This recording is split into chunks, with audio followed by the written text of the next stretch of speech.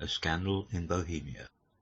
To Sherlock Holmes she is always the woman. I have seldom heard him mention her under any other name. In his eyes she eclipses and predominates the whole of her sex. It was not that he felt any emotion akin to love for Irene Adler. All emotions, and that one particularly, were abhorrent to his cold, precise, but admirably balanced mind. He was, I take it, the most perfect reasoning and observing machine that the world has seen. But as a lover he would have placed himself in a false position. He never spoke of the softer passions, save with a jibe or a sneer. They were admirable things for the observer, excellent for drawing the veil from men's motives and actions, but for the trained reasoner to admit such intrusions into his own delicate and finely adjusted temperament was to introduce a distracting factor which might throw a doubt upon all his mental results. Grit in a sensitive instrument, or a crack in one of his own high-powered lenses, would not be more disturbing than a strong emotion in a nature such as his. And yet there was but one woman to him, and that woman was the late Irene Adler, of dubious and questionable memory. I had seen little of Holmes lately. My marriage had drifted us away from each other. My own complete happiness, and the home-centred interests which rise up around the man who first finds himself master of his own establishment, were sufficient to absorb all my attention, while Holmes, who loathed every form of society with his whole Bohemian soul, remained in our lodgings in Baker Street, buried among his old books, and alternating from week to week between cocaine and ambition, the drowsiness of the drug, and the fierce energy of his own keen nature. He was still, as ever, deeply attracted by the study of crime, and occupied his immense faculties and extraordinary powers of observation in following out those clues and clearing up those mysteries which had been abandoned as hopeless by the official police.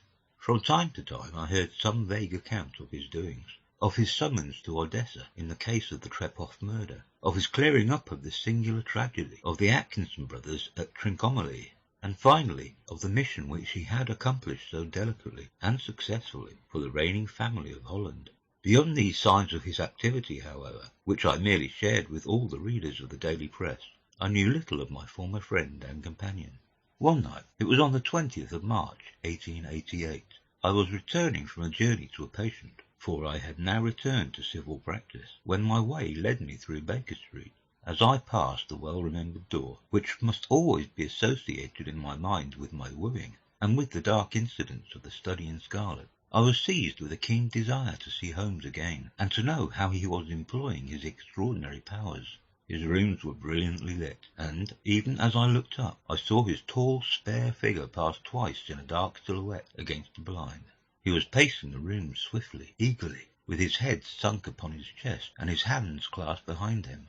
To me, who knew his every mood and habit, his attitude and manner told their own story. He was at work again. He had risen out of his drug-created dreams, and was hot upon the scent of some new problem. I rang the bell, and was shown up to the chamber which had formerly been in part my own. His manner was not effusive, it seldom was, but he was glad, I think, to see me. With hardly a word spoken, but with a kindly eye, he waved me to an armchair, threw across his case of cigars, and indicated a spirit case and a gasogene in the corner. Then he stood before the fire and looked me over in his singular introspective fashion. "Wedlock suits you," he remarked. "I think, Watson, that you have put on 7½ pounds since I saw you." 7, I answered. "Indeed. I should have thought a little more. Just a trifle more, I fancy, Watson. And in practice again, I observe. You did not tell me that you intended to go into harness." "Then how do you know?" "I see it. I deduce it. How do I know that you have been getting yourself very wet lately, and that you have a most clumsy and careless servant girl?" "My dear Holmes," said I, "this is too much. You would certainly have been burned had you lived a few centuries ago. It is true that I had a country walk on Thursday, and came home in a dreadful mess, but as I have changed my clothes, I can't imagine how you deduce it. As to Mary Jane, she is incorrigible, and my wife has given her notice. But there, again, I fail to see how you work it out." He chuckled to himself, and rubbed his long nervous hands together. "It is simplicity itself," said he. "My eyes tell me that on the inside of your left shoe, just where the firelight strikes it, the leather is scored by 6 almost parallel cuts. Obviously, They have been caused by someone who has very carelessly scraped round the edges of the sole in order to remove crusted mud from it. Hence, you see, my double deduction that you had been out in vile weather, and that you had a particularly malignant boot-slitting specimen of the London slavey. As to your practice, if a gentleman walks into my rooms smelling of iodoform, with a black mark of nitrate of silver upon his right forefinger, and a bulge on the right side of his top hat to show where he has secreted his stethoscope, I must be dull indeed if I do not pronounce him to be an active member of the medical profession. I could not help laughing at the ease with which he explained his process of deduction.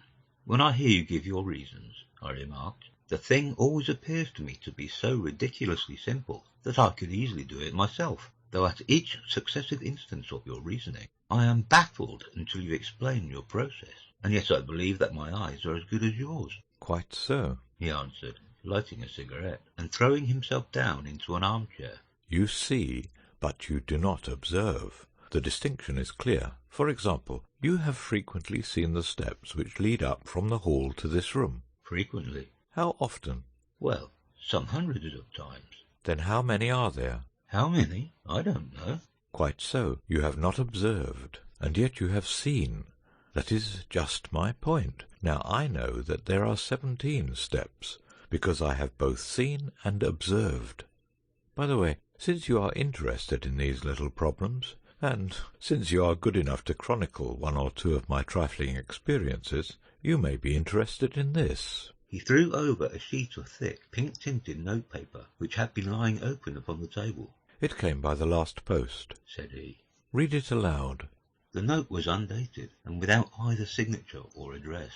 They will call upon you tonight at 7:45, it said. A gentleman who desires to consult you upon a matter of the very deepest moment. Your recent services to one of the royal houses of Europe have shown that you are one who may safely be trusted with matters which are of an importance which can hardly be exaggerated. This account of you we have from all quarters received. Be in your chamber, then, at that hour, and do not take it amiss if your visitor wear a mask.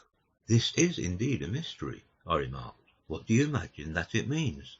I have no data yet. It is a capital mistake to theorize before one has data.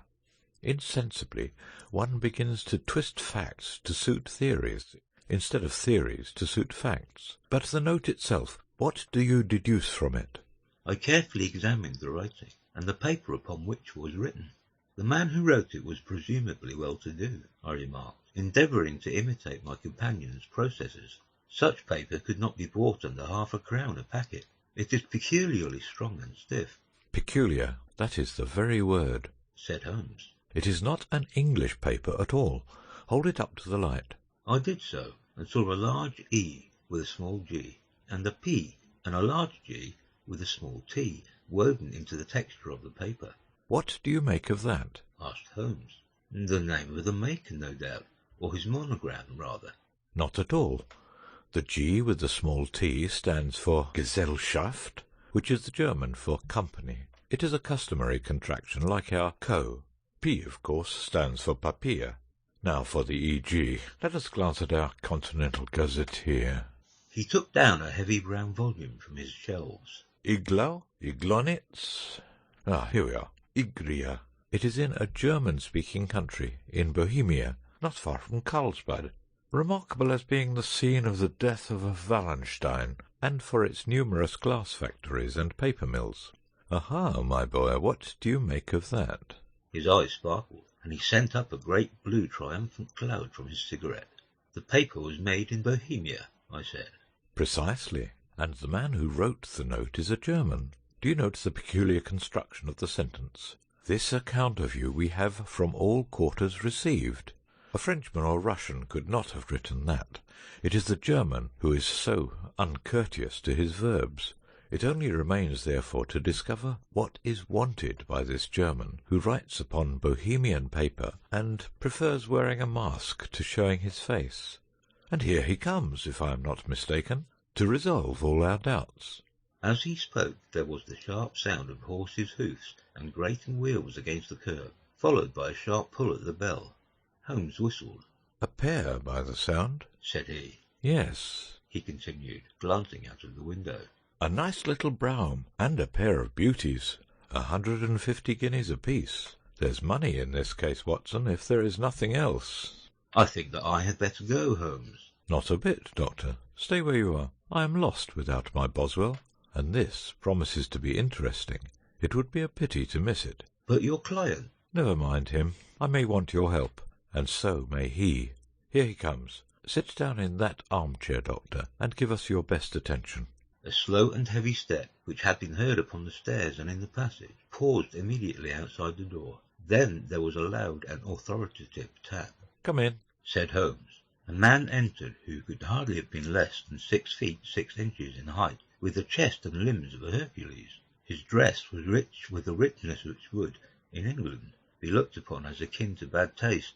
Heavy bands of astrakhan were slashed across the sleeves and fronts of his double-breasted coat, while the deep blue cloak which was thrown over his shoulders was lined with flame-coloured silk and secured at the neck with a brooch, which consisted of a single flaming beryl.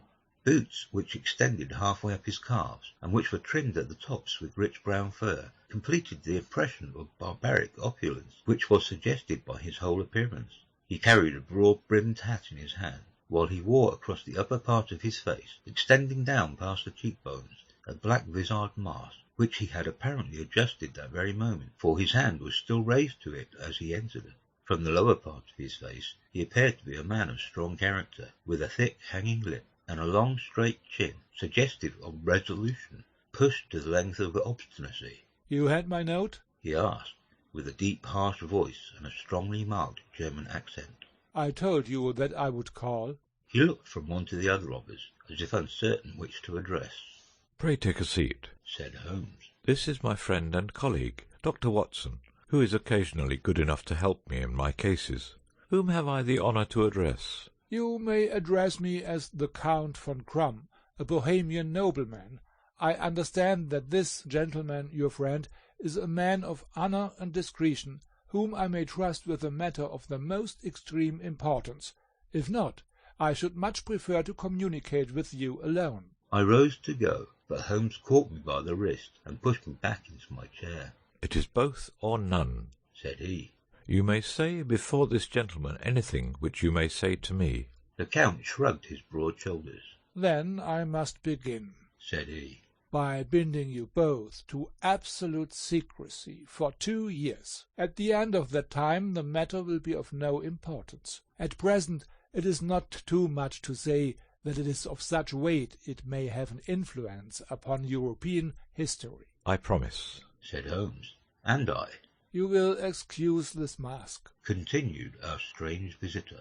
The august person who employs me wishes his agent to be unknown to you, and I may confess at once that the title by which I have just called myself is not exactly my own. I was aware of it, said Holmes dryly. The circumstances are of great delicacy, and every precaution has to be taken to quench what might grow to be an immense scandal and seriously compromise one of the reigning families of Europe. To speak plainly, the matter implicates the great house of Ormstein, hereditary kings of Bohemia. I was also aware of that, murmured Holmes, settling himself down in his armchair and closing his eyes.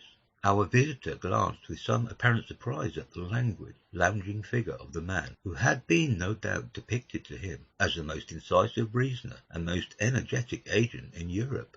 Holmes slowly reopened his eyes and looked impatiently at his gigantic client. If your Majesty would condescend to state your case, he remarked, I should be better able to advise you. The man sprang from his chair and paced up and down the room in uncontrollable agitation. Then, with a gesture of desperation, he tore the mask from his face and hurled it upon the ground. You are right, he cried. I am the king. Why should I attempt to conceal it? Why, indeed, murmured Holmes. Your Majesty had not spoken before I was aware that I was addressing Wilhelm Gotthreich Sigismund von Ormstein, Grand Duke of Kassel-Feldstein and hereditary King of Bohemia. But you can understand, said our strange visitor, sitting down once more and passing his hand over his high white forehead. You can understand that I am not accustomed to doing such business in my own person. Yet the matter was so delicate that I could not confide it to an agent without putting myself in this power. I have come incognito from Prague for the purpose of consulting you." "Then pray consult," said Holmes, shutting his eyes once more. "The facts are briefly these. Some 5 years ago, during a lengthy visit to Warsaw, I made the acquaintance of the well-known adventuress Irene Adler. The name is, no doubt, familiar to you." "Kindly look her up in my index, Doctor," murmured Holmes without opening his eyes.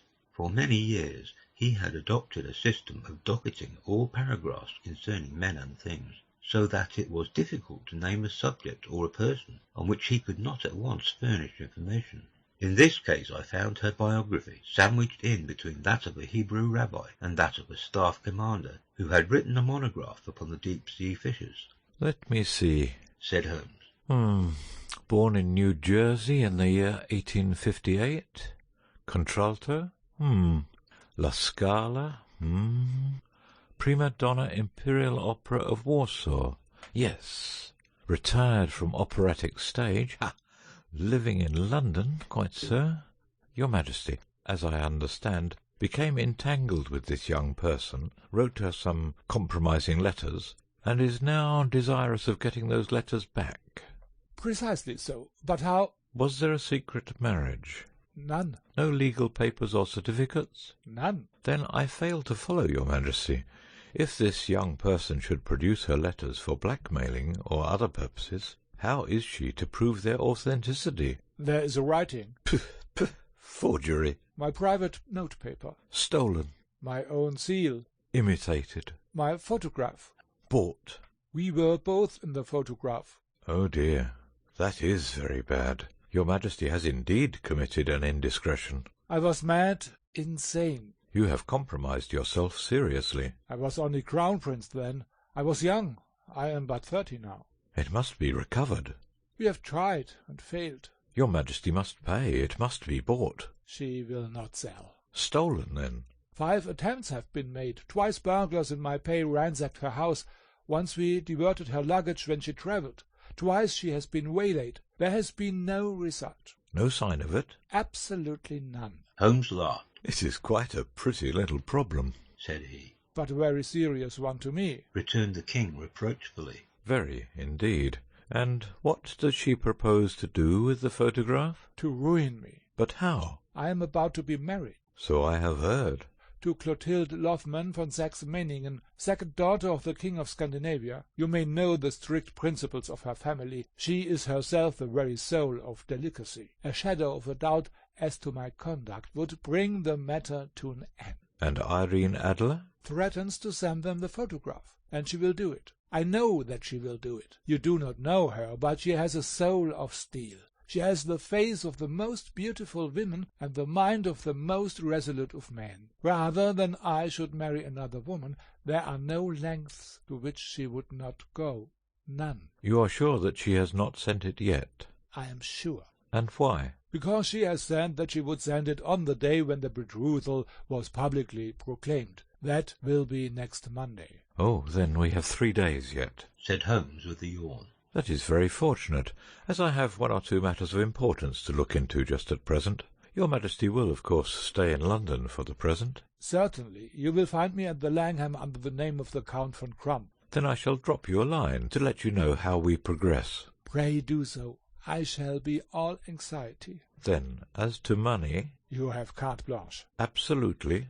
"I tell you that I would give one of the provinces of my kingdom to have that photograph." "And for present expenses?" The king took a heavy chamois leather bag from under his cloak and laid it on the table. "There are 300 pounds in gold and 700 in notes," he said. Holmes scribbled a receipt upon a sheet of his notebook and handed it to him. "And Mademoiselle's address?" he asked. "Is Bryony Lodge, Serpentine Avenue, St. John's Wood." Holmes took a note of it. "One other question," said he. "Was the photograph a cabinet?" "It was." "Then good night, your Majesty, and I trust that we shall soon have some good news for you. And good night, Watson," he added, as the wheels of the royal brougham rolled down the street. "If you will be good enough to call tomorrow afternoon at 3 o'clock, I should like to chat this little matter over with you." At 3 o'clock precisely I was at Baker Street, but Holmes had not yet returned. The landlady informed me that he had left the house shortly after 8 o'clock in the morning. I sat down beside the fire, however, with the intention of awaiting him, however long he might be. I was already deeply interested in his inquiry, for, though it was surrounded by none of the grim and strange features which were associated with the two crimes which I have already recorded, still, the nature of the case and the exalted station of his client gave it a character of its own. Indeed, apart from the nature of the investigation which my friend had on hand, there was something in his masterly grip of his situation, and his keen, incisive reasoning, which made it a pleasure to me to study his system of work, and to follow the quick, subtle methods by which he disentangled the most inextricable mysteries. So accustomed was I to his invariable success, that the very possibility of his failing had ceased to enter my head. It was close upon 4 before the door opened, and a drunken-looking groom, ill-kempt and side-whiskered, with an inflamed face and disreputable clothes, walked into the room. Accustomed as I was to my friend's amazing powers in the use of disguises, I had to look 3 times before I was certain that it was indeed he. With a nod he vanished into the bedroom, whence he emerged in 5 minutes, tweed-suited and respectable, as of old. Putting his hand into his pockets, he stretched out his legs in front of the fire, and laughed heartily for some minutes. "Well, really," he cried, and then he choked and laughed again, until he was obliged to lie back, limp and helpless, in the chair. "What is it?" "It's quite too funny. I'm sure you could never guess how I employed my morning, or what I ended by doing." "I can't imagine. I suppose that you have been watching the habits, and perhaps the house, of Miss Irene Adler." "Quite so, but the sequel was rather unusual. I will tell you, however. I left the house a little after 8 o'clock this morning, in the character of a groom out of work. There is a wonderful sympathy and freemasonry among horsey men. Be one of them, and you will know all that there is to know. I soon found Bryony Lodge. It is a bijou villa, with a garden at the back, but built out in front right up to the road, 2 stories. Chubb lock to the door, large sitting room on the right side, well furnished, with long windows almost to the floor, and those preposterous English window fasteners which a child could open. Behind there was nothing remarkable, save that the passage windows could be reached from the top of the coach-house. I walked round it and examined it closely from every point of view, but without noting anything else of interest. I then lounged down the street, and found, as I expected, that there was a mews in a lane which runs down by one wall of the garden. I lent the ostlers a hand in rubbing down their horses, and received in exchange 2d, a glass of half and half, 2 fills of shag tobacco, and as much information as I could desire about Miss Adler, to say nothing of half a dozen other people in the neighbourhood, in whom I was not in the least interested, but whose biographies I was compelled to listen to. "And what of Irene Adler?" I asked. "Oh, she has turned all the men's heads down in that part. She is the daintiest thing under a bonnet on this planet. So say the Serpentine Mews to a man. She lives quietly, sings at concerts, drives out at 5 every day and returns at 7 sharp for dinner, seldom goes out at other times except when she sings, has only 1 male visitor, but a good deal of him. He is dark, handsome, and dashing, never calls less than once a day, and often twice. He is a Mr. Godfrey Norton of the Inner Temple. See the advantages of a cabman as a confidant. They had driven him home a dozen times from Serpentine Mews, and knew all about him. When I had listened to all they had to tell, I began to walk up and down near Bryony Lodge once more, and to think over my plan of campaign. This Godfrey Norton was evidently an important factor in the matter. He was a lawyer. That sounded ominous. What was the relation between them, and what the object of his repeated visits? Was she his client, his friend, or his mistress? If the former, she had probably transferred the photograph to his keeping. If the latter, it was less likely. On the issue of this question depended whether I should continue my work at Bryony Lodge, or turn my attention to the gentleman's chambers in the Temple. It was a delicate point, and it widened the field of my inquiry.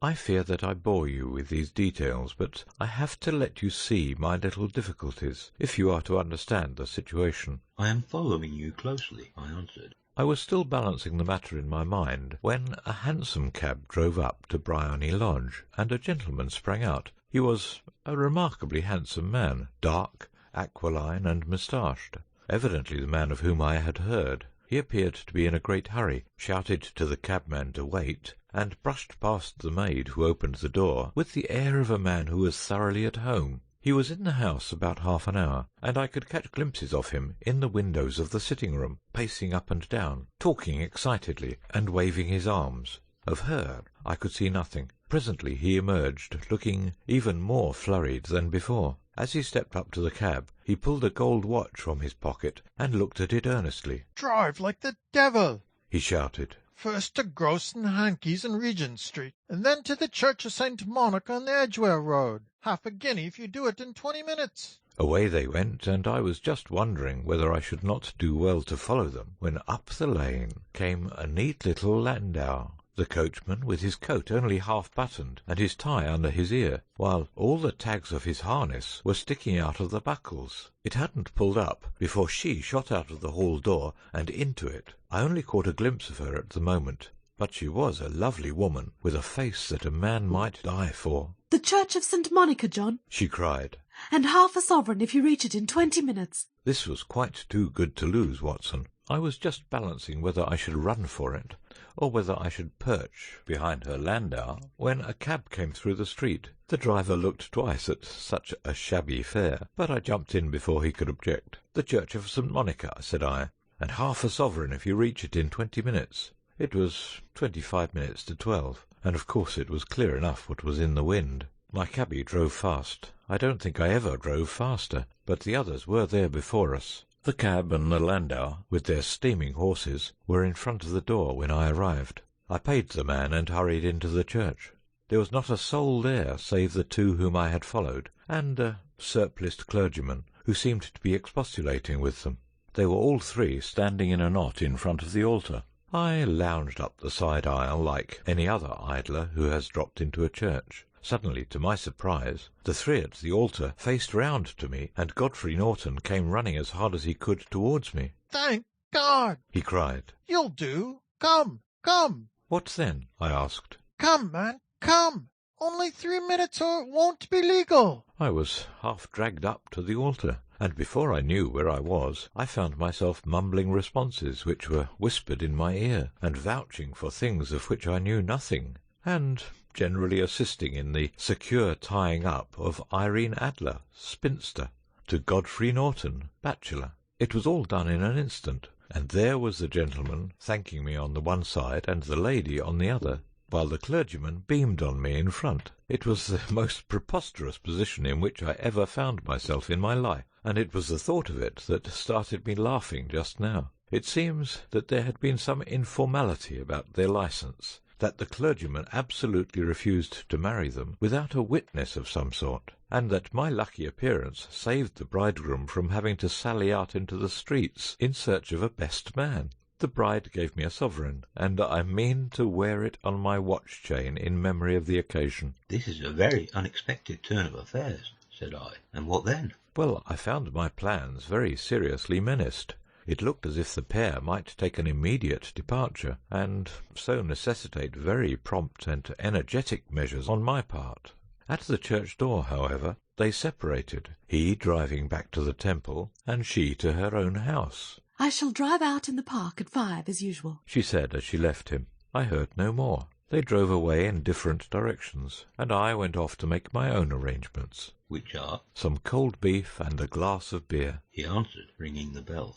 "I have been too busy to think of food, and I am likely to be busier still this evening. By the way, Doctor, I shall want your cooperation." "I shall be delighted." "You don't mind breaking the law?" "Not in the least." "Nor running a chance of arrest?" "Not in a good cause." "Oh, the cause is excellent." "Then I am your man." "I was sure that I might rely on you." "But what is it you wish?" "When Mrs. Turner has brought in the tray, I will make it clear to you. Now," he said, as he turned hungrily on the simple fare that our landlady had provided, "I must discuss it while I eat, for I have not much time. It is nearly 5 now. In 2 hours we must be on the scene of action. Miss Irene, or Madame, rather, returns home from her drive at 7. We must be at Bryony Lodge to meet her." "And what then?" "You must leave that to me. I have already arranged what is to occur. There is only one point on which I must insist. You must not interfere, come what may. You understand? I am to be neutral? To do nothing whatever. There will probably be some small unpleasantness. Do not join in it. It will end in my being conveyed into the house. 4 or 5 minutes afterwards, the sitting-room window will open. You are to station yourself close to that open window. Yes. You are to watch me, for I will be visible to you. Yes. And when I raise my hand, so, you will throw into the room what I give you to throw, and will at the same time raise the cry of fire. You quite follow me? Entirely. It is nothing very formidable, he said, taking a long cigar-shaped roll from his pocket. It is an ordinary plumber's smoke rocket, fitted with a cap at either end to make it self-lighting. Your task is confined to that. When you raise your cry of fire, it will be taken up by quite a number of people. You may then walk to the end of the street, and I will rejoin you in 10 minutes. I hope that I have made myself clear. I am to remain neutral, to get near the window, to watch you, and at the signal to throw in this object, then raise the cry of fire, and to wait you at the corner of the street. Precisely. Then you may entirely rely on me. That is excellent. I think, perhaps, it is almost time that I prepare for the new role I have to play. He disappeared into his bedroom, and returned in a few minutes in the character of an amiable and simple-minded, nonconformist clergyman. His broad black hat, his baggy trousers, his white tie, his sympathetic smile, and general look of peering and benevolent curiosity were such as Mr. John Hare alone could have equalled. It was not merely that Holmes changed his costume. His expression, his manner, his very soul seemed to vary with every fresh part that he assumed. The stage lost a fine actor, even as science lost an acute reasoner, when he became a specialist in crime. It was 6:15 when we left Baker Street, and it still wanted 10 minutes to the hour when we found ourselves in Serpentine Avenue. It was already dusk, and the lamps were just being lighted as we paced up and down in front of Briony Lodge, waiting for the coming of its occupant.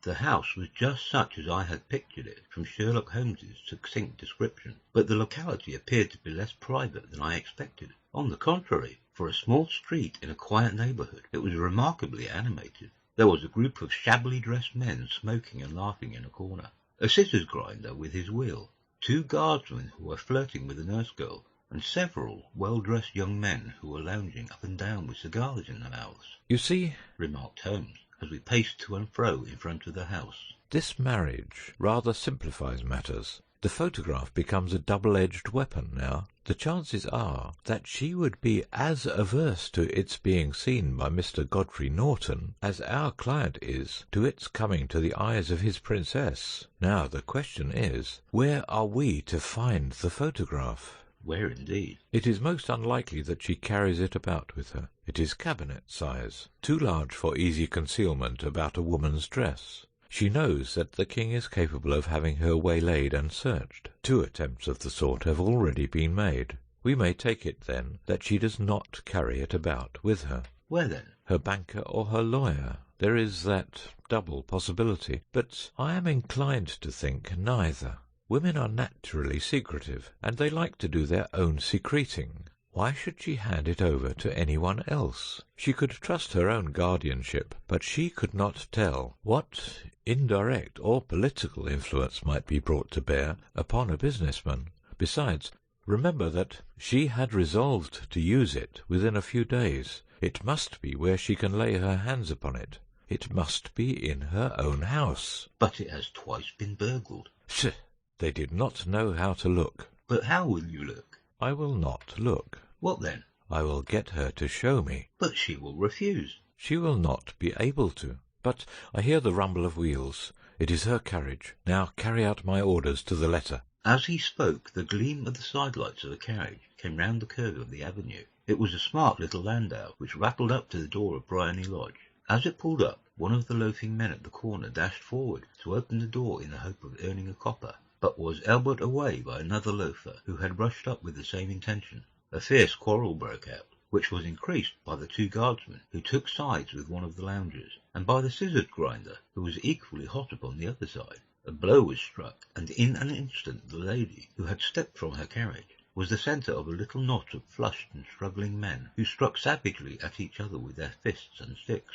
Holmes dashed into the crowd to protect the lady, but just as he reached her, he gave a cry and dropped to the ground, with the blood running freely down his face. At his fall, the guardsmen took to their heels in one direction, and the loungers in the other, while a number of better-dressed people, who had watched the scuffle without taking part in it, crowded in to help the lady, and to attend to the injured man. Irene Adler, as I will still call her, had hurried up the steps, but she stood at the top with her superb figure outlined against the lights of the hall, looking back into the street. "Is the poor gentleman much hurt?" she asked. He's dead, cried several voices. No, there's life in him, shouted another. But he'll be gone before you can get him to hospital. "He's a brave fellow," said a woman. "They would have had the lady's purse and watch if it hadn't been for him. They were a gang, and a rough one, too. Ah, he's breathing now." He can't lie in the street. May we bring him in, ma'am? "Surely. Bring him into the sitting-room. There is a comfortable sofa. This way, please." Slowly and solemnly he was borne into Briony Lodge and laid out in the principal room, while I still observed the proceedings from my post by the window. The lamps had been lit, but the blinds had not been drawn, so that I could see Holmes as he lay upon the couch. I do not know whether he was seized with compunction at that moment for the part he was playing, but I know that I never felt more heartily ashamed of myself in my life than when I saw the beautiful creature against whom I was conspiring, or the grace and kindness with which he waited upon the injured man. And yet it would be the blackest treachery to Holmes to draw back now from the part which he had entrusted to me. I hardened my heart and took the smoke rocket from under my ulster. After all, I thought, we are not injuring her. We are but preventing her from injuring another. Holmes had sat up upon the couch, and I saw him motion like a man who is in need of air. A maid rushed across and threw open the window. At the same instant I saw him raise his hand, and at the signal I tossed my rocket into the room with a cry of "Fire!"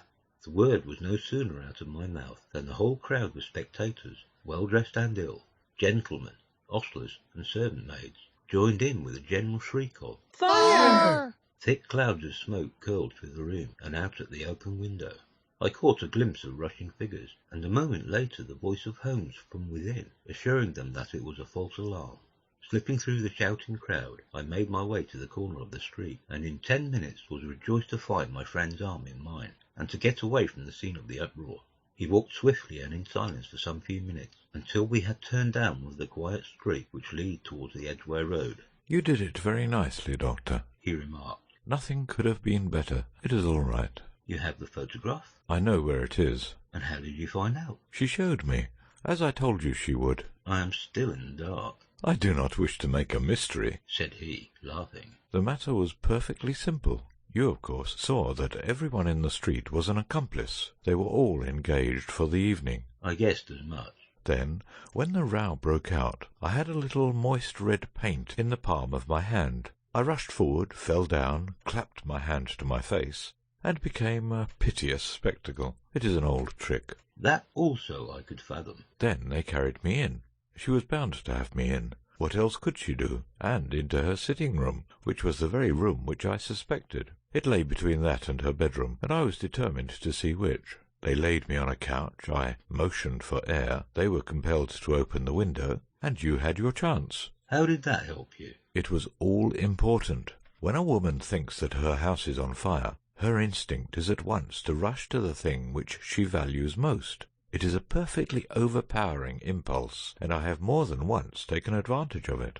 In the case of the Darlington substitution scandal it was of use to me, and also in the Arnsworth Castle business. A married woman grabs at her baby, an unmarried one reaches for her jewel box. Now, it was clear to me that Our Lady of today had nothing in the house more precious to her than what we are in quest of. She would rush to secure it. The alarm of fire was admirably done. The smoke and shouting were enough to shake nerves of steel. She responded beautifully.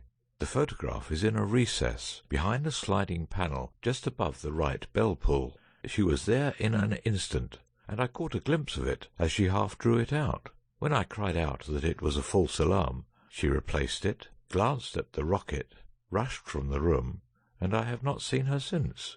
I rose and, making my excuses, escaped from the house. I hesitated whether to attempt to secure the photograph at once, but the coachman had come in, and as he was watching me narrowly, it seemed safer to wait. A little over-precipitance may ruin all. And now? I asked. Our quest is practically finished. I shall call with the king tomorrow, and with you if you care to come with us. We will be shown into the sitting room to wait for the lady, but it is probable that when she comes she may find neither us nor the photograph. It might be a satisfaction to His Majesty to regain it with his own hands. And when will you call? At 8 in the morning. She will not be up, so that we shall have a clear field. Besides, we must be prompt, for this marriage may mean a complete change in her life and habits. I must wire to the king without delay.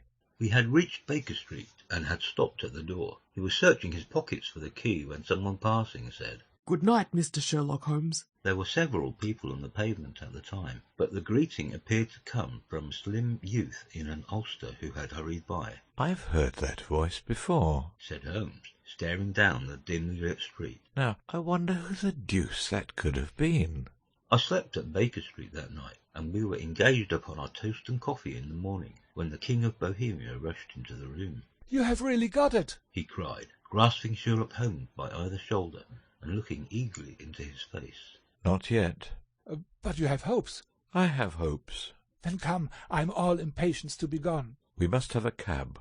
"No, my brougham is waiting." "Then that will simplify matters." We descended and started off once more for Briony Lodge. "Irene Adler is married," remarked Holmes. "Married? When?" "Yesterday." "But to whom?" "To an English lawyer named Norton." "But she could not love him." "I am in hopes that she does." "And why in hopes?" "Because it would spare your Majesty all fear of future annoyance. If the lady loves her husband, she does not love your Majesty. If she does not love your Majesty, there is no reason why she should interfere with your Majesty's plan." "It is true, and yet, well, I wish she had been of my own station. What a queen she would have made!" He relapsed into a moody silence, which was not broken until we drew up in Serpentine Avenue. The door of Briony Lodge was open, and an elderly woman stood upon the steps.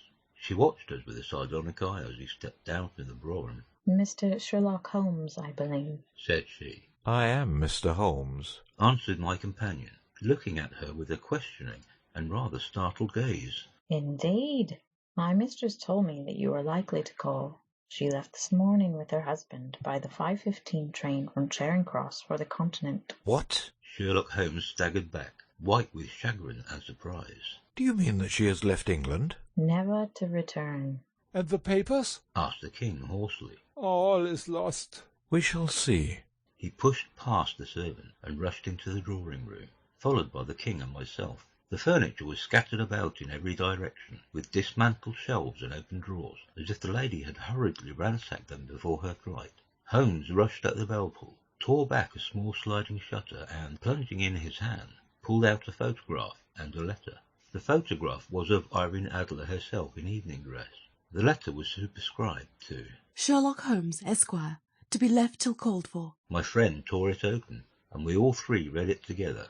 It was dated at midnight of the preceding night, and ran in this way. My dear Mr. Sherlock Holmes, you really did it very well. You took me in completely. Until after the alarm of fire I had not a suspicion, but then, when I found how I had betrayed myself, I began to think.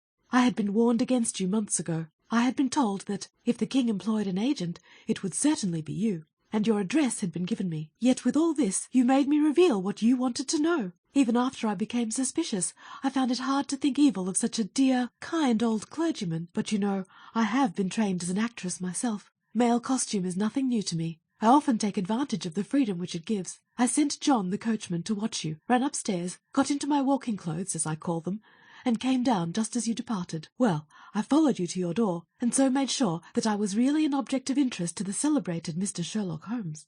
Then I, rather imprudently, wished you good night, and started for the Temple to see my husband. We both thought the best resource was flight, when pursued by so formidable an antagonist, so you will find the nest empty when you call tomorrow. As to the photograph, your client may rest in peace. I love and am loved by a better man than he. The king may do what he will without hindrance from one whom he has cruelly wronged. I keep it only to safeguard myself, and to preserve a weapon which will always secure me from any steps which he might take in the future. I leave a photograph which he might care to possess, and I remain, dear Mr. Sherlock Holmes, very truly yours, Irene Norton, née Adler. "What a woman! Oh, what a woman!" cried the King of Bohemia, when we had all three read this epistle. "Did I not tell you how quick and resolute she was? Would she not have made an admirable queen? Is it not a pity that she was not on my level? From what I have seen of the lady, she seems indeed to be on a very different level to your Majesty, said Holmes coldly. I am sorry that I have not been able to bring your Majesty's business to a more successful conclusion. On the contrary, my dear sir, cried the king, nothing could be more successful. I know that her word is inviolate. The photograph is now as safe as if it were in the fire. I am glad to hear your Majesty say so. I am immensely indebted to you. Pray, tell me in what way I can reward you. This ring—" He slipped an emerald snake ring from his finger and held it out upon the palm of his hand. Your Majesty has something which I should value even more highly, said Holmes. You have but to name it. This photograph. The king stared at him in amazement. Irene's photograph? He cried. Certainly, if you wish it. I thank your Majesty. Then there is no more to be done in the matter. I have the honour to wish you a very good morning. He bowed, and, turning away without observing the hand which the king had stretched out to him, he set off in my company for his chambers. And that was how a great scandal threatened to affect the kingdom of Bohemia, and how the best plans of Mr. Sherlock Holmes were beaten by a woman's wit. He used to make merry over the cleverness of women, but I have not heard him do it of late, and when he speaks of Irene Adler, or when he refers to her photograph, it is always under the honourable title of the woman.